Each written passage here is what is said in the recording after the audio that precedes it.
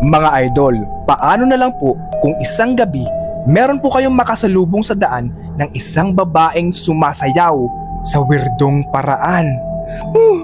Ito po ang kwento ng isang Serbian dancing lady.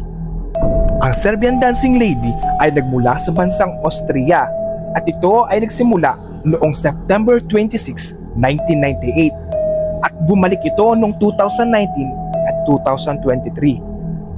Pinag-usapan nila ang isang babaeng nagsasayaw na laang sa weirdong paraan. Kung matatanong niyo po mga idol kung ano pong ginagawa ng isang Serbian dancing lady, dun pa lang po sa kanyang pangalan malalaman niyo na po. Ang Serbian dancing lady ay isang babaeng sumasayaw tuwing gabi at makakasalubong niyo lang po ito sa daan.